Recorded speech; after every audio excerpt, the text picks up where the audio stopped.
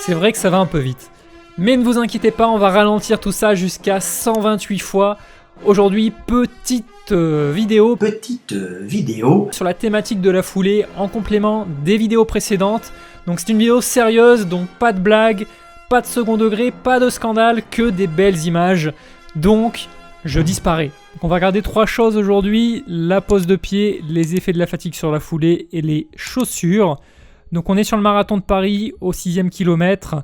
On commence pour le lièvre, donc qu'on appellera Ben.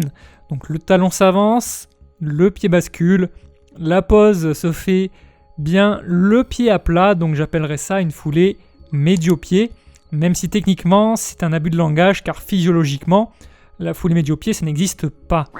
Donc au sens anatomique on ne peut pas poser le médio-pied, donc les puristes parlent plutôt d'avant-pied. Mais ici donc on va utiliser le terme de médio-pied et je vous explique pourquoi après. Donc un autre coureur donc avec un point de contact sur le talon et avec un vieux modèle Nike qui date d'il y a 2-3 ans et qui n'est plus produit.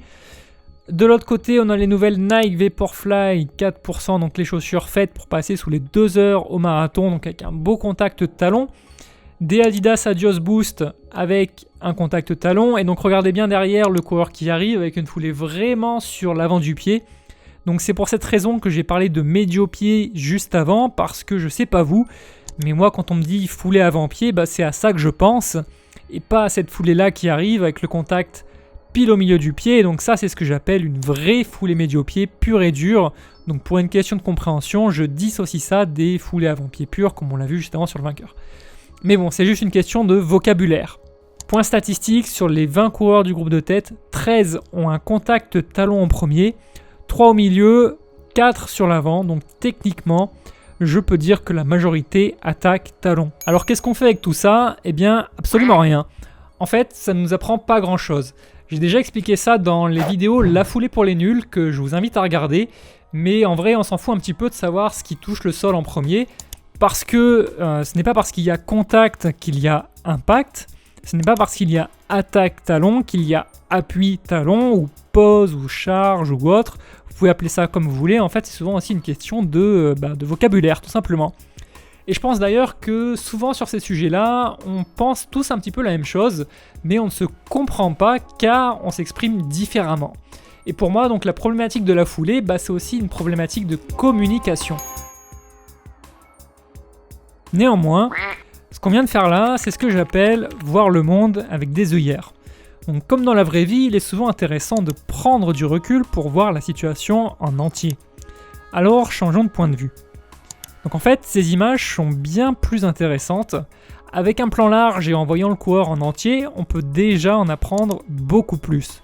Je peux mesurer la fréquence de pas, je peux observer qu'au vrai moment de l'appui, le pied est plutôt sous le corps, que les genoux sont fléchis pour amortir l'impact par exemple, que la foulée paraît légère, et donc c'est ce qu'on retrouve à peu près sur tous les coureurs du groupe.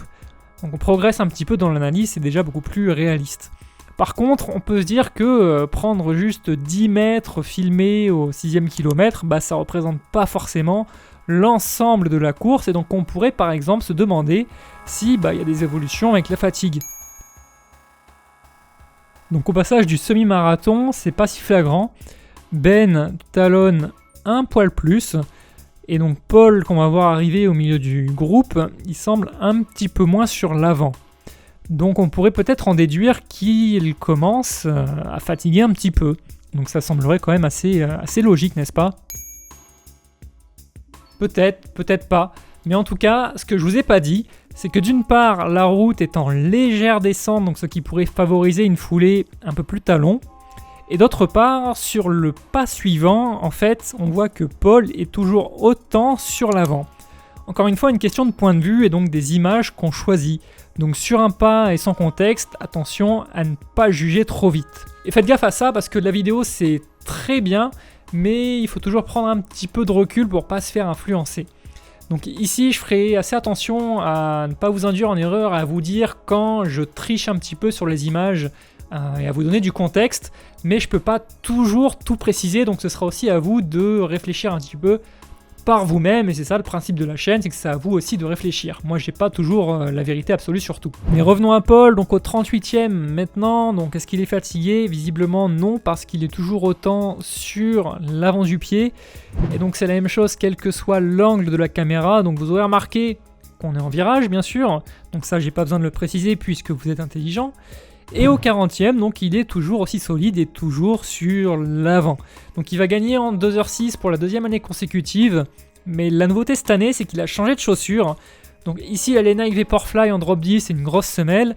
L'année dernière, il avait les Nike Streak, donc qui ont moins de drop, 1,5 cm de semelle en moins. Mais visiblement, ça n'a pas changé grand-chose. En apparence, sa technique est vraiment la même. Et il n'a pas gagné 4% sur son chrono non plus. Alors on ne saura pas si la course lui a paru plus facile, mais ce dont je suis à peu près sûr, c'est que pieds nus, en crocs ou en espadrille, à son niveau, je pense qu'il s'en fout un petit peu et je pense qu'il peut battre à peu près tout le monde, peu importe ce qu'il a au pied. J'en profite pour terminer vite fait sur le sujet des chaussures.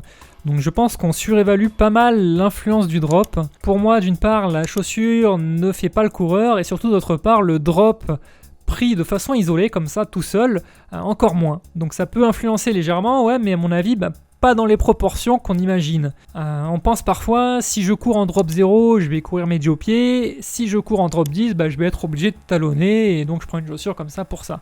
Donc je vous montre ici quelques contre-exemples, c'est juste pour illustrer, c'est pas forcément représentatif, mais pour avoir quand même des heures et des heures de vidéos, je peux vous assurer que beaucoup ont des foulées médio-pied ou presque, malgré des chaussures conçues plutôt pour talonner, et qu'inversement, nombreux sont les coureurs talons en drop 0, donc c'est pas aussi automatique que ça. Donc pour moi, quand une technique est bien ancrée, on peut mettre la chaussure qu'on veut, ça ne bouleversera jamais complètement la façon de courir au point de passer d'un extrême à un autre. Donc ça me semble vraiment un sujet qui est secondaire. Donc on reviendra en détail sur ce sujet-là dans une série de 3 ou 4 vidéos, donc abonnez-vous si vous ne l'avez pas déjà fait.